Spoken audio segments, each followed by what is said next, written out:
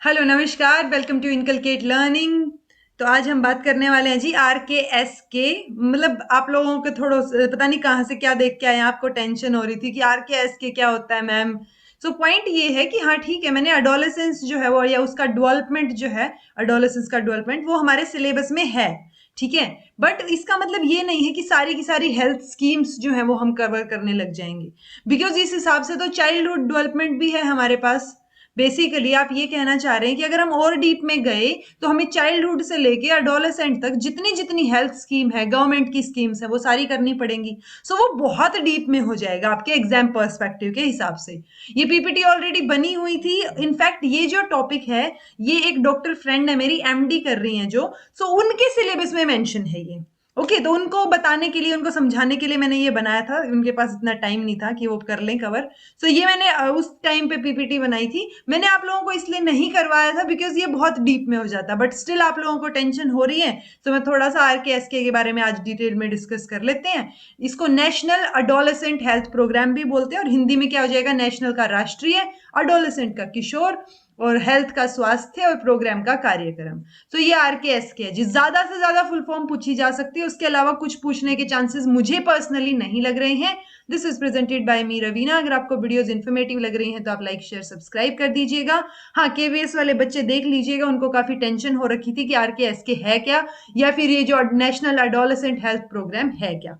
Okay, RKSK की अगर बात करें तो ये तो हमें साफ पता चल ही गया कि ये अडोलेसेंस से रिलेटेड है। यानी अडोलेसेंस जो बच्चे हैं, अडोलेसेंस यानी टीनेजर्स जो हैं, उस टाइम पे काफी हार्मोनल चेंजेस हो रहे होते हैं, वो काफी चीजों से गुजर रहे होते हैं, काफी चीजें उनके लिए नई होती हैं। सो वो चीजें उनको पता हो, वो अवेयर भी हो। सो उसके लिए ये हेल्थ प्रोग्राम चलाया गया है 10 to 19 ईयर्स के लिए। और 10 to 19 ईयर्स याद रखने वाली चीज ये है कि हाँ, WHO जो है वो 10 से 19 साल को अडोलेसेंस की एज में डालता है, स्टेज में। ठीक है, सो ये किस लिए, ये address the health needs of 243 million adolescent. तो इतने अडोलेसेंट को ये हेल्पफुल रहेगा। 2014 में ये शुरू किया गया था, लॉन्च किया गया था ministry of health and family welfare ने। ठीक है, तो मिनिस्ट्री याद रख सकते हैं। टारगेट्स क्या है, ये न्यूट्रिशन पे फोकस करेंगे, बच्चों की ये जो अडोलेसेंट्स हैं उनकी रिप्रोडक्टिव हेल्थ पे फोकस करेंगे, और सब्सटेंस अब्यूज पे, कि वो कोई और चीज या अल्कोहल या मतलब वो होता है ना अडिक्टिव चीजें, उनको तो कंज्यूम नहीं कर रहे हैं, उस चीज से रिलेटेड हो जाएगा। की प्रिंसिपल्स की बात करें इसमें, तो अडोलेसेंट्स का पार्टिसिपेशन और उनकी लीडरशिप इसमें मतलब इसके ऊपर फोकस है कि वो पार्टिसिपेट करें इन चीजों में। इक्विटी और इंक्लूजन जो है उसके ऊपर फोकस किया गया है। आप में से कुछ स्टूडेंट को कंफ्यूजन था कि इक्विटी और इक्वालिटी होता क्या है। इक्विटी मतलब अपॉर्चुनिटीज सेम देना। ठीक है, यानी सबको बराबर की, या जिसको जितनी चाहिए उतनी अपॉर्चुनिटी मिल रही है। और इक्वालिटी हो गया बराबर, चाहे अगले इंसान को चाहिए हो नहीं चाहिए हो, आप बराबरी की बात कर रहे हैं, इक्वल इक्वल, इट्स लाइक 50-50। ठीक है, और इक्विटी रहेगा जिसको जितना चाहिए। ठीक है, एक बेसिक सा एग्जांपल दे देती हूँ। मान लो आपके घर में दो बच्चे हैं, आप दोनों बच्चों के लिए क्या ले आए जी, कार ले आए और डॉल्स ले आए। ठीक है, आपने लड़का और लड़की समझ के आप कार और डॉल ले आए। तो अगर आप उसको इक्वली डिवाइड कर रहे हैं, तो आपने क्या किया कि लड़की को 4 डॉल्स दे दी और लड़के को जो है वो 4 गाड़ियां दे दी। ठीक है, ये हो सकता है ये आपकी स्टीरियोटिपिकल कंडीशन है, जो भी हो। अब लेकिन अगर ये तो क्या हो जाती कि आपने जो है दोनों को, या फिर आप ये लगा लीजिए दोनों को आपने दो दो दे दी, लड़की को भी दो दे दी कार और 2 गुड़िया, और लड़के को भी 2 कार और 2 गुड़िया, ये तो आपने बराबरी कर दी, इक्वालिटी। ठीक है, बट हो सकता है कि लड़की को कार पसंद हो और लड़के को गुड़िया पसंद हो, या उल्टा हो। सो वो अगर जिनको जिसको जो चाहिए वो आप दे रहे हैं तो इक्विटी हो गया। अदरवाइज बराबर जब आप अपनी तरफ से कर रहे हैं तो इक्वालिटी हो गया। सो इक्विटी चाहिए है और इंक्लूजन चाहिए, हमें इंक्लूड करना है सबको ना इसमें। जेंडर इक्विटी की मेजरली स्पेसिफिकली बात करते हैं। स्ट्रेटेजिक पार्टनरशिप जो है उसकी भी बात कर रहे हैं इस हेल्थ प्रोग्राम में, कि स्ट्रेटेजिकली आप बाकी लोगों के साथ, बाकी सेक्टर्स या बाकी स्टेक होल्डर्स के साथ भी क्या करेंगे, पार्टनरशिप रखेंगे, और उनको भी इसमें ऐसे मतलब वो रखें, कोऑपरेट करेंगे उनके साथ। ऑब्जेक्टिव्स की बात करें तो इंप्रूव करना है न्यूट्रिशन, जो हमारे मेन एम थे या टारगेट्स थे उसी से रिलेटेड आपको चीजें दिखेंगी। न्यूट्रिशन इंप्रूव होना चाहिए, सेक्सुअल और रिप्रोडक्टिव हेल्थ उनकी सही होनी चाहिए, मेंटल हेल्थ जो है उसके ऊपर भी फोकस करना है, प्रिवेंट इंजरीज एंड वायलेंस ये ना हो, और प्रिवेंट सब्सटेंस का मिसयूज, तो वो सब्सटेंस का मिसयूज ना कर रहे हो, किसी का लिकर या और चीजें हो गई, तो वो चीजें ना हो, ये ऑब्जेक्टिव है इनका।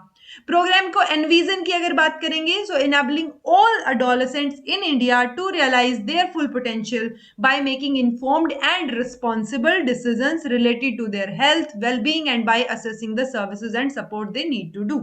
बेसिकली जितने भी बच्चे हैं जो अडोलेसेंट या टीनेजर ग्रुप है, उन सबको हमें क्या करना है, एक तो वो अपना जो एक्चुअल पोटेंशियल है उनका, कि वो कितना क्या काम कर सकते हैं, उनमें कितनी कैपेबिलिटी है, उसको रियलाइज कर पाए, उसके लिए अवेयर हो पाए, प्लस हेल्थ से रिलेटेड और वेलबींग से रिलेटेड उनको चीजें पता हो, कि मान लो अगर उनको स्ट्रेस हो रहा है, वो किसी चीज के बारे में बार बार सोच रहे हैं, कुछ मेंटल इश्यू उनको पर्सनली लग रहा है, सो उसको भी वो नॉर्मल ले, जैसे है वो होता है ना कि सर दर्द का डॉक्टर है या जो है फिजिशियन है या हार्ट का डॉक्टर है, वैसे ही मेंटल हेल्थ भी नॉर्मल होना चाहिए। सो वो चीजें उनको अवेयर करवाना है हमें हर चीज से रिलेटेड, ताकि उनको क्या क्या सर्विसेज वो एक्सेस कर सकते हैं, उनको क्या क्या सर्विसेज क्या क्या बेनिफिट्स प्रोवाइड किए जा रहे हैं, अगर उनको क्या दिक्कत हो तो वो कहाँ जा सकते हैं, बिकॉज बहुत सारी हेल्थ स्कीम्स या बहुत सारी चीजें ऐसी हो रही होती हैं जो सिर्फ किसमें, डॉक्यूमेंट्स में हो रही होती है, हमें अवेयरनेस ही नहीं होती, हमें पढ़े लिखे होके हम अवेयर नहीं होते बहुत सारी चीजों से, ठीक है। तो वो अवेयरनेस जो है वो बढ़ानी है। इंप्लीमेंटेशन कौन करेगा, ministry of health welfare and development, health ये जो फैमिली एंड वेलफेयर, और उसके साथ साथ यूएनएफए, यूनाइटेड नेशन पॉपुलेशन फंड इसको बोला जाता था, बट अब इसको यूनाइटेड नेशंस फंड भी बोला जाता फॉर पॉपुलेशन, ठीक है। सो ये किस लिए, एक्टिविटीज में इन्वॉल्व करने के लिए उनको। सो यूनाइटेड नेशन की जो सेक्सुअल और रिप्रोडक्टिव हेल्थ एजेंसी है, वो भी इसके साथ क्या है, कोलैबोरेशन में इंप्लीमेंट करने के लिए। तो उन दोनों ने क्या किया, ministry of health family welfare plus जो ये यूएनएफपीए हम पढ़ रहे हैं, जो कि पहले यूनाइटेड नेशंस पॉपुलेशन फंड था, सिर्फ इतना था, अभी एक्टिविटीज को भी इंक्लूड करके इसको क्या बना रहे हैं जी, ये नेशनल एडोलेसेंट हेल्थ स्ट्रेटेजी इन्होंने बनाई है, कि कैसे जो है आप एडोलेसेंट के प्रति जो है उनकी हेल्थ का ध्यान रखेंगे, क्या स्ट्रेटेजी होनी चाहिए। इन्होंने क्या अलाइन किया, इन्होंने रीअलाइन किया है जो एग्जिस्टिंग क्लिनिक बेस्ड सिस्टम है ना, उसको क्लिनिक बेस्ड जो क्यूरेटिव अप्रोच है, to focus on a more holistic model. So ये हॉलिस्टिक मॉडल की तरफ, वही जैसे एजुकेशन में हॉलिस्टिक की तरफ जाते हैं, सब चीजों का ध्यान रख के, यहाँ पे भी हॉलिस्टिक बेस्ड मॉडल किस पे बेस्ड है, वो continuum of care for developmental adolescent health and developmental needs. तो उनकी नीड के अकॉर्डिंग हॉलिस्टिक डेवलपमेंट जब हम उनकी बात करेंगे, तो उस टाइम पे उनको किस तरीके का अप्रोच की जरूरत है, वो अप्रोच हमें यहाँ पे रियलाइन करना है, ना कि सिर्फ क्लिनिक बेस्ड क्यूरेटिव अप्रोच। मतलब क्या होता है कि आपने क्लिनिक बेस्ड क्यूरेटिव अप्रोच में हम ये ले सकते हैं कि हाँ जाते ही टैबलेट्स वगैरह दे दी, बट हमें हॉलिस्टिक मॉडल बेस्ड चीजों पे जाना है, जो कि किस पे बेस्ड होगा, कि उसका ध्यान रखना, उसकी डेवलपमेंटल नीड्स का ध्यान रखना, उनके बेसिस पे हमें क्या करना है, इन चीजों को इंप्लीमेंट करना है। ये कुछ एक स्ट्रैटेजीज हैं कम्युनिटी बेस्ड इंटरवेंशन की, जो है पीयर एजुकेशन होनी चाहिए, क्वार्टरली अडोलेसेंट हेल्थ डे जो है वो मनाया जाना चाहिए, वीकली आयरन और फोलिक एसिड सप्लीमेंट्स जो है वो, ये भी एक प्रोग्राम है कि कितना उनको आयरन और फोलिक एसिड प्रोग्राम देना चाहिए। सो वो चीज WIFS हो जाएगी, मेंस्ट्रुअल हाइजीन स्कीम हो गई, MHS, क्योंकि उस टाइम पे मेनिस्ट्रेशन शुरू हो रही होती है गर्ल्स में भी। फैसिलिटी बेस्ड इंटरवेंशन की बात की गई, जिसमें AFHC adolescent friendly health clinics होते हैं, जहां पे जाके, मतलब उस हेल्थ क्लिनिक में क्या होता है बेसिकली, कि एडोलेसेंट फ्रेंडली है वो, कि एडोलेसेंट को जो जो इश्यूज आ रहे हैं उनको कंफर्टेबल कराना, उनको उन चीजों के बारे में समझाना, अवेयर करना, वो चीजें आपको यहाँ इन क्लिनिक्स में देखने को मिलेंगी। ऐसे अलग से हो सकता है ना मिले, बट जो अभी आगे भी बात करेंगे हम इसमें कि किस तरीके से इंप्लीमेंट करेंगे, अगर आप AFHC की बात कर रहे हैं।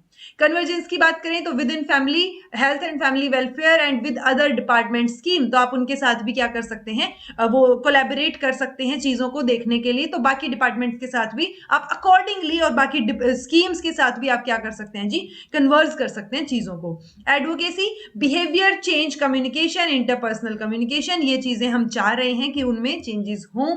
अगर हम एडोलेसेंट फ्रेंडली हेल्थ क्लिनिक की बात करें, तो ये क्रिएट किया जाएगा एग्जिस्टिंग हेल्थ सिस्टम से। ऐसा नहीं है कि AFHC अगर बात आ गई तो इन्होंने नए जो है वो डॉक्टर्स अपॉइंट करने शुरू कर दिए, ऐसा नहीं है। ओके, तो ये उन्हीं में से जो ऑलरेडी इनके पास स्टाफ है, जो एग्जिस्टिंग हेल्थ सिस्टम है, उसी में से क्या कर रहे हैं, हम एडोलेसेंट फ्रेंडली हेल्थ क्लिनिक्स बना रहे हैं। ओके, तो इसमें trained staff, introduce adolescent counsellor, तो एक एडोलेसेंट्स के लिए पर्टिकुलर काउंसलर होना चाहिए, प्लस एक ट्रेन्ड स्टाफ होना चाहिए। सजेस्टेड वर्किंग आवर्स जो है वो क्या दे रखे हैं, जो नॉर्मल क्लिनिक होंगे, PHCs जो हैं, उनमें वीकली 2 से लेके 4 बजे तक जो ANM और MOs हैं, मेडिकल ऑफिसर, या जो ANM जो नर्सेज होती हैं, सो नर्सिंग स्टाफ जो है वो क्या है जी, 2 से 4 बजे तक बैठेंगे, मतलब वो 2 से 4 बजे तक का काम रहेगा एडोलेसेंट फ्रेंडली हेल्थ क्लिनिक, ये टाइमिंग हो गई। ऐसे ही जो सीएचसी या फिर डिस्ट्रिक्ट हॉस्पिटल्स होते हैं वहां पे डेली 9 से 4 हो गया क्योंकि वो बड़ा हॉस्पिटल हो गया, ठीक है, विद 2 आवर्स डेली क्लिनिक्स। तो 9 से 4 के बीच में 2 आवर्स डेली क्लिनिक हम चाह रहे हैं। मेडिकल कॉलेजेस हो गए, उनमें speciality AFMC different support specialities होनी चाहिए 9 से 1 बजे तक विद काउंसलर। ओके, सो ये आपको याद रखने की जरूरत नहीं है। हाँ ठीक है, अगर आप लोगों को बिल्कुल ऐसे हो रखा है पता होना चाहिए तो आपको फुल फॉर्म पता होनी चाहिए, आपको आइडिया होना चाहिए कि ठीक है ना, नाम से ही पता चल रहा है कि किशोर के लिए ही होगा, कोई और रैंडम क्वेश्चन तो हमसे पूछने से रहे। तो आपको क्वेश्चन के बेसिस पे जो आंसर दिए होंगे उसके बेसिस पे आपका ऑप्शंस जो है वो सॉल्व हो जाएंगे।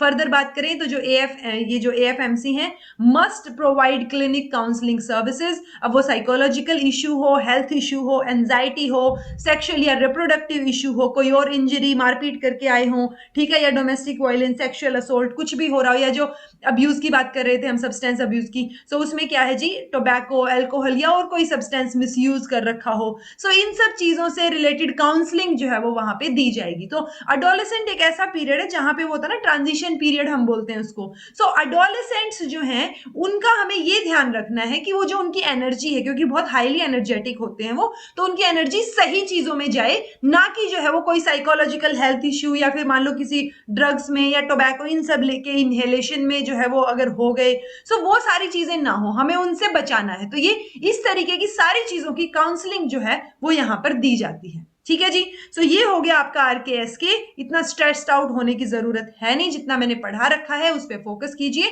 एक आधा क्वेश्चन ऑब्वियसली ऐसा आएगा जो शायद किसी ने ना पढ़ा हो, या आपने पढ़ा हो किसी और ने ना पढ़ा हो, किसी और ने पढ़ा हो आपने ना पढ़ा हो। सो काम होके जितना आपसे हो, क्योंकि आपको 60 में से 60 नंबर वैसे भी नहीं चाहिए। ओके, आपने सब चीजों की थोड़ी थोड़ी तैयारी कर रखी है, तो सब चीजों में बैलेंस आउट होके आपके मार्क्स बन जाएंगे। बस आप रिवीजन करते रहिए, जो जो चीजें आपको ध्यान आती हैं, फैक्चुअल पोर्शन याद करते रहिए, ठीक है। अगर कोई और इंपॉर्टेंट आपको लगता है कि कुछ टॉपिक छूट गया है तो आप कमेंट कर दीजिए, मैं ट्राई करूंगी उसको जल्दी से जल्दी बनाने की।